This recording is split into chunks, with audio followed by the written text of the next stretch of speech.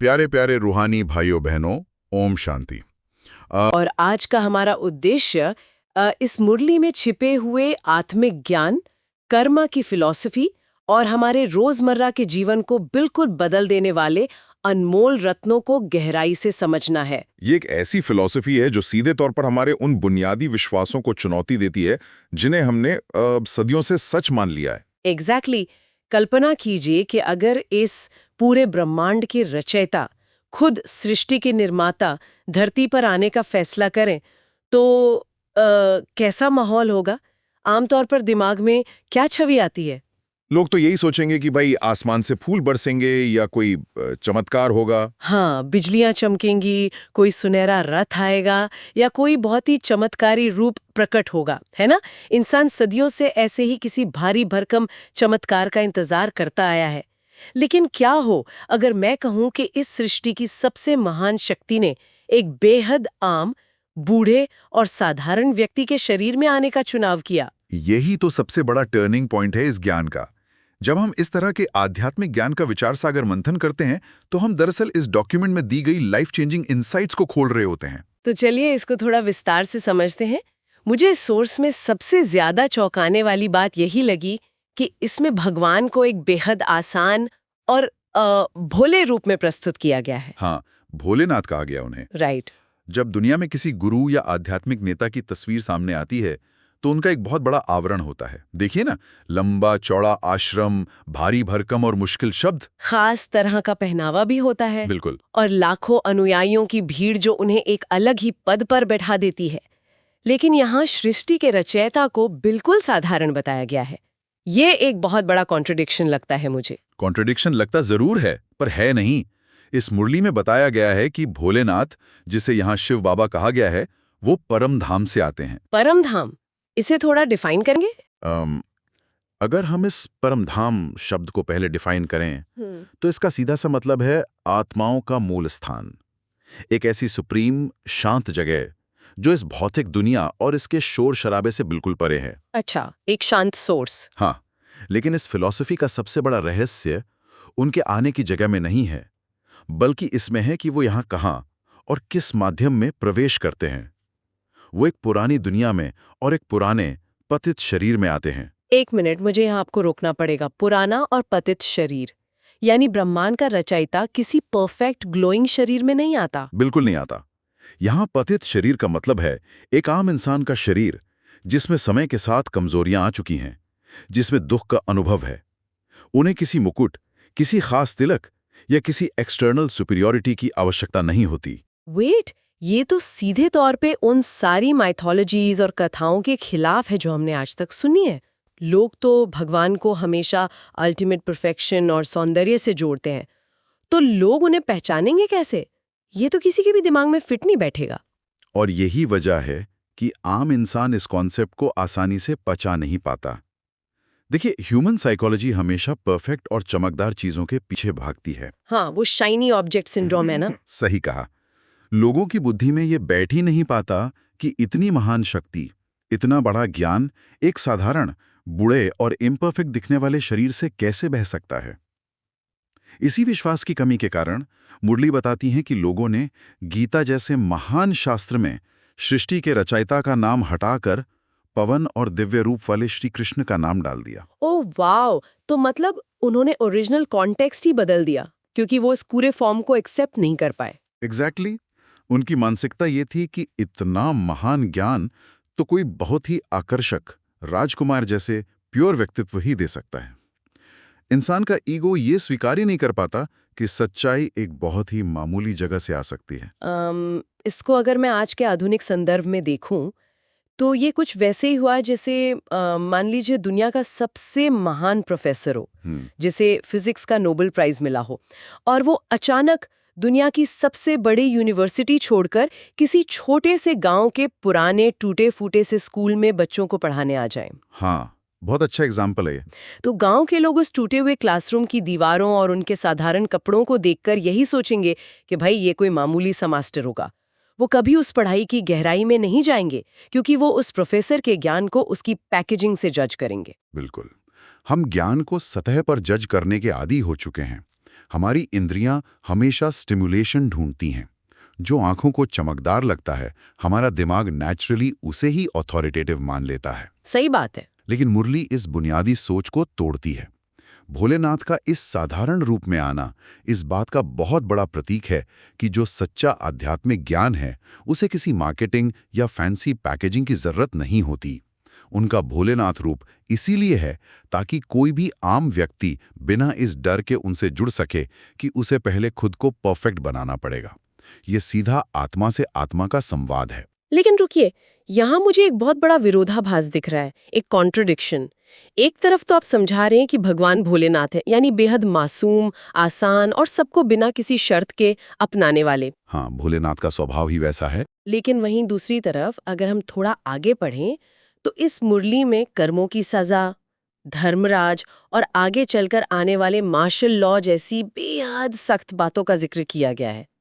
मैं genuinely confused हूँ। ये कंफ्यूजन बहुत नेचुरल है। मतलब एक ही एंटिटी भोलेनाथ और एक डिक्टेटर जैसा मार्शल लॉ लगाने वाली कैसे हो सकती है? ये दोनों चीजें एक साथ कैसे काम कर सकती हैं? देखिए, भगवान का आना और कर्मों के नियम, ये दो अलग अलग मैकेनिज्म्स हैं। भोलेनाथ होने का मतलब ये बिल्कुल नहीं है कि यूनिवर्स के जो कार्मिक लॉज हैं वो अचानक से काम करना बंद कर देंगे। कर्मा एक फिजिक्स के नियम की तरह है। जैसे ग्रेविटी। बिल्कुल। ग्रेविटी को इस बात से कोई फर्क नहीं पड़ता कि आप कितने अच्छे इंसान हैं। अगर आप छत से गिरेंगे तो चोट लगेगी। मुरली बहुत स्पष्ट करती है कि अगर कोई व्यक्ति इस आध्यात्मिक रास्ते पर चलकर भी पाप कर्म करता है और सोचता है कि भगवान तो भोले हैं, उसे माफ कर देंगे, तो वो बाकी इंसानों से तो छुप सकता है, लेकिन धर्मराज से नहीं। अच्छा, तो यहाँ धर्मराज कोई देवता या व्यक्ति नहीं है जो हाथ में डंडा लेकर खड़ा है? और नहीं, यहाँ धर्मराज उस सुप्रीम कर्मिक जस्टिस सिस्टम का प्रतीक है, जहाँ कुछ भी छुपा नहीं रह सकता। मुरली में साफ कहा गया है कि जब कोई इस ज्ञान को जानने के बाद भी पाप करता है तो उसकी तुरंत सजा मिलती है। क्योंकि आप ज्ञान के प्रकाश में होने के बावजूद अंधेरे का चुनाव कर रहे हैं, राइट? सही पकड़ा आपने। और जहां तक मार्शल लॉ की बात है, इसका मतलब किसी मिलिट्री रूल से नहीं है। मार्शल लॉ एक ऐसी आने वाली स्थिति का रूपक है जहां प्रकृति और कर्मों का नियम अपनी चरम सीमा पर बेहद सख्त हो जाएगा। यहाँ बात सच में बहुत दिलचस्प हो जाती है। मैं इस धर्मराज और मार्शल लॉ वाली स्थिति को एक अल्टीमेट यूनिवर्सल ऑडिट की तरह देख रही हूँ। जैसे आजकल के कॉर्पोरेट वर्ल्ड में फोरेंसिक ऑडिटिंग होती है ना? हाँ, फोरेंसिक ऑडिट का उदाहरण बिल्कुल सटीक है। आप टैक्स बचाने के लिए कितनी भी फर्जी रसीदें लगा लें, फाइल को कितना भी घुमाते रहें, लेकिन जब एक चतुर फोरेंसिक ऑडिटर बैठता है तो वो एक एक पैसे का छुपा हुआ हिसाब निकाल लेता है। धर्मराज का आगमन और कर्मों का ये हिसाब भी बिल्कुल वैसी ही शीशे की तरह साफ अकाउंटिंग लगती है मुझे, जिसमें सिर्फ आपके कर्म नहीं बल्कि उन कर्मों के पीछे की इंटेंशन और सोच को भी ऑडिट किया जाता है। एग्जैक्टली, यही मैकेनिज्म कार्मिक लॉ फॉलो करता है। और इस ऑडिट को क्लियर करने का नतीजा क्या होता है, ये इस फिलॉसफी का एक और गहरा हिस्सा है। मुरली में कलयुग और सतयुग के बीच एक बहुत बड़ा एग्जिस्टेंशियल अंतर बताया गया है। कलयुग यानी आज की इम्परफेक्ट दुनिया और सतयुग यानी आने वाली गोल्डन एज। हाँ, आज कलयुग में जन्म लेने की प्रक्रिया या गर्भ को एक गर्भ जेल के रूप में दर्शाया गया है, क्योंकि एक आत्मा इस इम्परफेक्ट दुनिया में दुख और पिछले कर्मों की सजा भुगतने आती है। ये थोड़ा डार्क पर्सपेक्टिव है पर लॉजिकल लगता है। लेकिन जब आत्मा उस फोरेंसिक ऑडिट को कंप्लीटली क्लियर कर लेती है, अपने पिछले सारे कार्मिक डेट्स साफ कर लेती है और सतयुग में जाती है, तो वहां कोई धर्मराज या स्ट्रिक्ट ऑडिट सिस्टम नहीं होता। वहां कोई गर्भ जेल नहीं होती, बल्कि वहां का गर्भ एक महल जैसा होता है, जिसे मुरली में गर्भ महल कहा गया है। इसका मतलब है अगर इस जन्म में ये कार्मिक बैलेंस शीट क्लियर कर ली, सारी ऑडिट सक्सेसफुली पास कर ली, तो आगे आने वाली एग्जिस्टेंस बिल्कुल एफर्टलेसली आसान हो जाती है। बिल्कुल, वहां कोई पेंडिंग सजा, दुख या ट्रायल नहीं बचता। लेकिन इससे मुझे इस मुरली का वो अगला पॉइंट याद आता है जहां सच्ची पढ़ाई की बात की गई है। अब यहाँ थोड़ा पुशबैक बनता है मेरा। आज की इस तेज तरार हाईली कम्पिटिटिव दुनिया में हम देखते हैं कि लोग लाखों रुपए और आधी जिंदगी का समय सिर्फ एक यूनिवर्सिटी डिग्री लेने में लगा देते हैं। ये तो आज की रियलिटी है। लेकिन इस सोर्स में तो वेल्थ और हेल्थ को हासिल करने का पूरा मैकेनिज्म ही टोटली अलग बताया गया है। ये थोड़ा अजीब और हवाई लगता है कि आध्यात्मिक ज्ञान और योग से सीधा हमारी फिजिकल हेल्थ और वेल्थ कैसे जुड़ सकती है। दुनिया की नजर में ये बिल्कुल प्रैक्टिकल नहीं है। बाहर से देखने पर यह बिल्कुल प्रैक्टिकल नहीं लगता, क्योंकि हम फिजिकल प्रॉब्लम्स के लिए हमेशा फिजिकल सॉल्यूशंस ही ढूंढते हैं। इस मुरली में सांसारिक शास्त्रों की फिलॉसफी और इस प्योर आध्यात्मिक ज्ञान के बीच एक बहुत गहरी लाइन ड्रॉ की गई है। कैसी लाइन? देखिए, दुनिया में आमतौर पर लोग शास्त्र या धार्मिक किताबें पढ़ते हैं और फिर उसे ही अपने इनकम का सोर्स बना लेते हैं, जैसे कथा सुनाकर पैसे कमाना या रिचुअल्स करवाना। लेकिन शिव बाबा की ये पढ़ाई किसी भी दूसरी डिग्री या शास्त्र पढ़ने से बिल्कुल अलग है। मुरली समझाती है कि इस पढ़ाई के दो मेन पिलर्स हैं, योग और ज्ञान। ओके, योग और ज्ञान।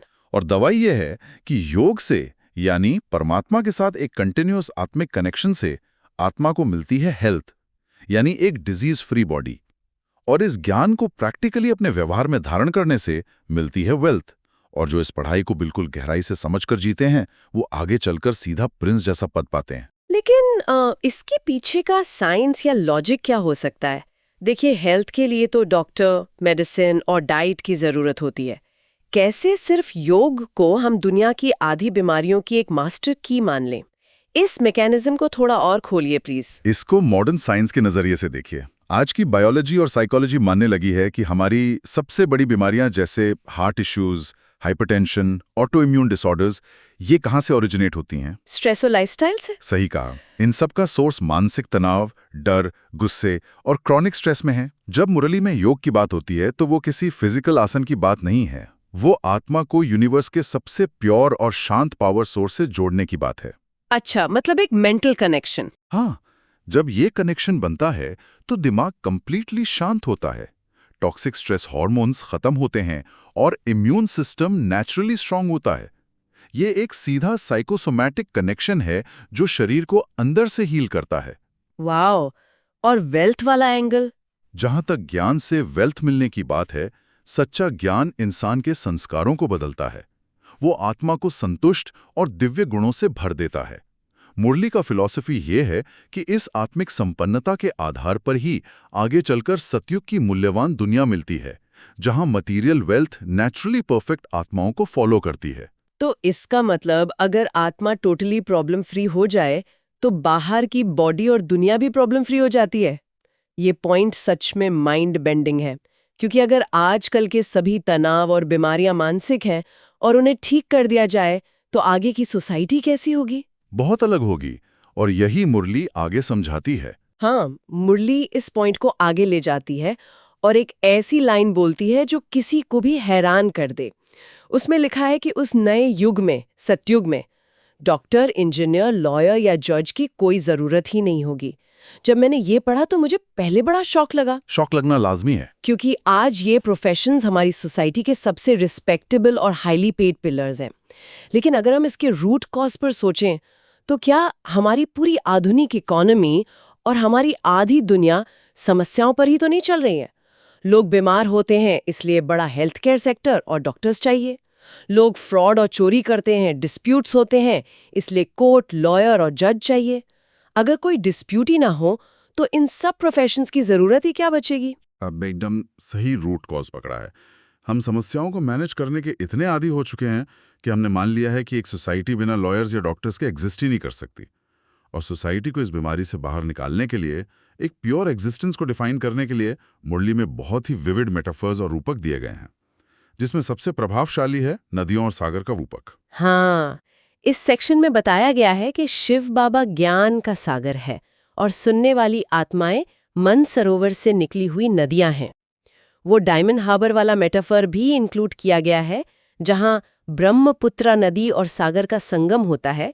लेकिन आत्मा के कॉन्टेक्स्ट में इस रूपक का क्या मैकेनिज्म है? इस मेटाफर की गहराई इसके मैकेनिक्स में ही है। एक नदी जब पहाड़ों से निकलती है और हजारों मील का लंबा सफर तय करके शहरों से गुजरती हुई सागर तक पहुंचती है, तो वो अपने साथ रास्ते भर की मिट्टी, कचरा और गंदगी ले आती है। हाँ, नेचुरली नदियां बहुत कुछ बहाकर लाती हैं। लेकिन जब वो आखिर में एक विशाल, इन्फिनिटली प्योर सागर में जाकर मिलती है तो क्या होता है? सागर की विशालता उस नदी की सारी गंदगी को अपने अंदर समाकर न्यूट्रलाइज कर देती है और उस नदी के जल को वापस शुद्ध कर देती है। ओह, तो परमात्मा भी ऐसे ही फिल्टर करते हैं। एग्जैक्टली। ये डीप फिलॉसफी समझाती है कि एक आत्मा जो अपने अनेकों जन्मों का मैल, अपने ट्रॉमाज, अपना ईगो और कमजोरियां उठाए घूम रही है। जब वो इस ज्ञान के सागर यानी परमात्मा से डीपली कनेक्ट होती है तो वो सारा कार्मिक मैल धुलने लगता है। इस इंटेंस कनेक्शन के बाद आत्मा का असली रूप निखर कर आता है, जो डायमंड यानी हीरे जैसी स्पॉटलेस और चमकदार बन जाती है। ये सच में बहुत लॉजिकली सेट होता है दिमाग में। नदी अपना सारा बैगेज लेकर आती है और सागर की इन्फिनिट प्योरिटी उसे कंप्लीटली फिल्टर कर देती है। वैसे जहां प्योर दुनिया और परफेक्ट रियलिटी की बात हो रही है, वहां इस सेक्शन में आगे चलकर एक ऐसी बात आती है जिसने मेरे सारे प्री कंसीव्ड नोशंस को चुनौती दे दी। आप किस पॉइंट की बात कर रही हैं? उसमें स्पष्ट रूप से लिखा है कि सतयुग में यानी उस फ्यूचर परफेक्ट दुनिया में देवताओं की भाषा संस्कृत नहीं होगी। मैं इस पॉइंट पर थोड़ा विश्लेषण करना चाहती हूँ। आमतौर पर दुनिया भर में यही माना जाता है कि संस्कृत ही देव भाषा है, वही सबसे प्योर लैंग्वेज है। लेकिन ये मुरली हमारी इस सदियों पुरानी धारणा को रिजेक्ट कर रही है। ये आइडिया थोड़ा कंट्रोवर्शियल लग सकता है, लेकिन बहुत आउट ऑफ द बॉक्स भी है। ऐसा क्यों कहा गया है? ये बहुत ही बोल्ड लेकिन डीपली साइंटिफिक स्टेटमेंट है, अगर आप इसे वाइब्रेशंस और कॉन्शियसनेस के नजरिए से देखें। देखिए, भाषा किसी भी सोसाइटी की चेतना यानी स्टेट ऑफ माइंड का आईना होती है। सही बात है। मुरली इस लॉजिक को सामने रखती है कि आज के इस पतित यानी फ्लॉड और इम्परफेक्ट समय में हम जो भी भाषाएं बोलते हैं, चाहे वो संस्कृत जितनी सोफिस्टिकेटेड क्यों ना हो, वो इस फ्लॉड फ्रीक्वेंसी का ही हिस्सा है। एक परफेक्ट और टोटली प्योर दुनिया की आत्माओं की भाषा बिल्कुल अलग होनी चाहिए। क्योंकि फ्रीक्वेंसी अलग होगी वहाँ। बिल्कुल। दो अलग अलग आत्मिक फ्रीक्वेंसीज के लोग, एक जो दुख और छल कपट में जी रहा है और एक जो कंप्लीटली डिवाइन है, उनका कम्युनिकेशन का तरीका एक जैसा कैसे हो सकता है? सतयुग की देव भाषा इस संसारिक ग्रामर और कॉम्प्लेक्स फोनेटिक्स से कहीं ज्यादा रिफाइंड, स्वीट और आत्मिक होगी। मतलब शब्द शायद उतने इम्पोर्टेंट ना रहे वहाँ। हाँ, वहां हो सकता है शब्दों की ज्यादा जरूरत ही न पड़े, क्योंकि वाइब्रेशंस और भावनाओं का आदान प्रदान पहले ही इतना ट्रांसपेरेंट होगा। आई सी दैट।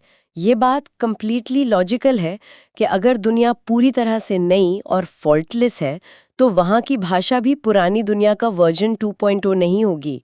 वो बिल्कुल अलग बेसलाइन से स्टार्ट होगी। हम इंसानों की आदत है कि आज की किसी भी अच्छी लगने वाली चीज को उठाकर उस पर डिविनिटी का लेबल लगा देते हैं। और यही हम गलती करते हैं। हाँ, पर जो इस फ्लॉड मैट्रिक्स का हिस्सा है, वो एक परफेक्ट रियलिटी का स्टैंडर्ड नहीं बन सकता। और अगर हम इन फ्रीक्वेंसीज और ट्रांसपेरेंट कम्युनिकेशन की बात कर ही रहे हैं, तो इस मंथन के उस आखिरी लेकिन आर्ग्यूबली सबसे प्रैक्टिकल हिस्से की तरफ चलते हैं। आज की मुरली के वरदान और स्लोगन। आध्यात्मिक लेक्चर्स तो बहुत लोग देते हैं, लेकिन ये दोनों मुझे डे टू डे लाइफ के लिए बिल्कुल किसी साइकोलॉजिकल टूल किट की तरह लगे। सही कहा आपने। किसी भी फिलॉसफी को सिर्फ आसमान में नहीं उड़ना चाहिए, उसे जमीन पर रोजमर्रा की जिंदगी को आसान बनाना आना चाहिए। आज का जो वरदान है वो सहनशीलता यानी टॉलरेंस पर केंद्रित है। और आज के दौर में लोग टॉलरेंस को वीकनेस समझते हैं। वही तो प्रॉब्लम है। आमतौर पर लोग सहन करने को कमजोरी मानते हैं। लगता है कि जो झुक गया वो हार गया। लेकिन मुरली में इस बात पर जोर दिया गया है कि सहनशीलता दरअसल एक आत्मिक सुपर पावर है। इस शक्ति से कठोर संस्कार वाले लोग और मुश्किल से मुश्किल कार्य भी आसान और शीतल हो जाते हैं। एक ग्राउंड लेवल की शांति आ जाती है। हाँ, एक सहनशील इंसान को दुनिया से वैलिडेट होने की जरूरत नहीं पड़ती। उसके चेहरे पर ऐसी संतुष्टि होती है जो बिना कुछ बोले दूसरों के गुस्से को शांत कर देती है। अगर इस कॉन्सेप्ट को मैं आज के माहौल में टेस्ट करूं, तो आज हम लोग प्रैक्टिकली एक आर्ग्यूमेंट कल्चर में जी रहे हैं। चाहे आप सोशल मीडिया पर देखें या किसी कॉर्पोरेट ऑफिस की एवरीडे पॉलिटिक्स में देखें, हर जगह बहस ही दिखती है। बिल्कुल, हर व्यक्ति अपने पॉइंट को सही साबित करने के लिए तेज आवाज में चिल्ला रहा है। हर कोई आखिरी शब्द बोलना चाहता है, और ऐसे में सहनशीलता एक ऐसी शील्ड बन सकती है जो इस टॉक्सिसिटी को ब्लॉक कर दे। और इसी आर्ग्यूमेंट कल्चर का एंटीडोट आज का स्लोगन प्रोवाइड करता है। स्लोगन में बहुत ही साफ और व्यवहारिक शब्दों में समझाया गया है कि अगर कोई व्यक्ति आपकी वाणी से और रैशनल बहस करके ना बदले, तो उस पर और वर्ड्स वेस्ट नहीं करने चाहिए। तो क्या करना चाहिए फिर? इसके बजाय हमें उन्हें अपनी शुभ वाइब्रेशंस यानी प्योर थॉट्स और गुड विशेस से बदलने की कोशिश करनी चाहिए। कम बोलना, मीठा बोलना और व्यवहार में नम्रता दिखाना। ये सरेंडर नहीं है, बल्कि दूसरे इंसान की नेगेटिविटी को उसकी ही ग्राउंड पर न्यूट्रलाइज करने का सबसे फास्ट तरीका है। ये तो सीधे सीधे एक माइंड हैक जैसा लगता है। सोचिए, अगर कोई आपसे बहस कर रहा है, बिल्कुल टॉक्सिक हो रहा है, तो नेचुरली हमारा हार्ट रेट बढ़ता है और हम और जोर से जस्टिफाई करने लगते हैं। मेरा बात और बिगड़ जाती है। वही तो।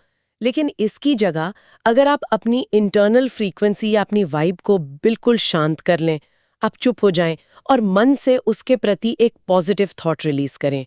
मैंने खुद महसूस किया है कि जब सामने वाले के अग्रेशन को टकराने के लिए कोई ठोस ईगो या जस्टिफिकेशन नहीं मिलता, तो उसकी कठोरता हवा में इवेपोरेट होने लगती है। क्योंकि एग्रेशन को फ्यूल मिलना बंद हो जाता है। एग्जैक्टली। शब्द दूसरे के ईगो को ट्रिगर करते हैं, लेकिन प्योर वाइब्रेशंस बिना किसी फिल्टर के सीधे उनके सबकॉन्शियस माइंड को शांत करते हैं। ये सच में एक साइकोलॉजी और स्पिरिचुअलिटी का परफेक्ट ब्लेंड है। इसीलिए मैं शुरू में कह रहा था कि ये सोर्स सिर्फ एक थ्योरेटिकल डॉक्यूमेंट नहीं है, ये एक लाइफ मैनुअल है। ये आपको भविष्य के युग की तैयारी तो करवाता ही है, पर साथ ही आज के इस कॉन्फ्लिक्ट से भरे दिन को कैसे हैंडल करना है उसकी इमीडिएट मास्टर की भी देता है। और इसी बेहतरीन इंसाइट के साथ हम इस डीप डाइव के अंत की ओर आ गए हैं। आज इस एक छोटे से डॉक्यूमेंट से हमने बहुत ही ग्राउंड ब्रेकिंग बातें परखीं। हमने देखा कि कैसे भोलेनाथ एक ग्रैंड एंट्री के बजाय एक पुराने और आम शरीर में आकर इंसानी ईगो को चुनौती देते हैं। और कैसे कार्मिक लॉ एक फॉरेंसिक ऑडिट की तरह स्ट्रिक्ट काम करता है, जिसे पास करके हम गर्म हाल तक पहुंच सकते हैं। बिल्कुल। और किस तरह योग की पीस फ्रीक्वेंसी हमारी फिजिकल हेल्थ और आध्यात्मिक ज्ञान हमारी वेल्थ बनते हैं। और सबसे बड़ा टेक अवे तो यही है कि कैसे सहनशीलता और शुभ वाइब्रेशंस आज के इस टॉक्सिक माहौल में हमारी जिंदगी और आसपास के माहौल को बिना एक शब्द बोले बदल सकते हैं। इन बातों पर जितना ज्यादा इंटरनल रिफ्लेक्शन होगा, उतना ही इनका असर हमारी प्रैक्टिकल रियलिटी में दिखेगा, क्योंकि सच्चा ज्ञान वही है जो व्यवहार में नजर आए। तो इस गहन चर्चा का सबसे मूल्यवान सार यही है कि किसी भी व्यक्ति की असली संपत्ति किसी बैंक वॉल्ट में बंद नहीं होती। हमारी सबसे बड़ी दौलत हमारा ज्ञान है, हमारी मानसिक शांति है और किसी भी विपरीत स्थिति में शांत रहने का गुण है। इन टूल्स को आज ही अपने डेली इंटरैक्शंस में आजमाया जा सकता है। बिल्कुल आजमाना चाहिए। इसलिए आखिरी में मैं सुनने वालों के लिए एक विचार, एक एक्सपेरिमेंट छोड़ना चाहती हूँ।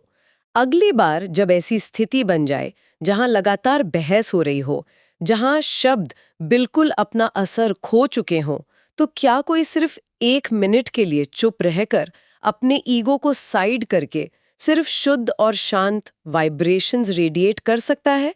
बस शांत खड़े रहिए, सामने वाले के लिए एक प्योर और स्वीट थॉट दीजिए और फिर देखिए कि वो टेंस माहौल खुद ब खुद मैजिक की तरह कैसे पिघल जाता है।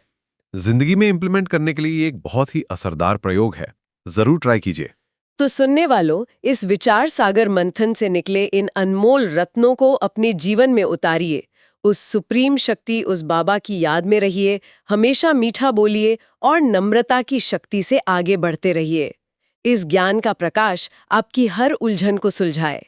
आप सभी का दिन शांति और आनंद से भरा हो। ओम शांति।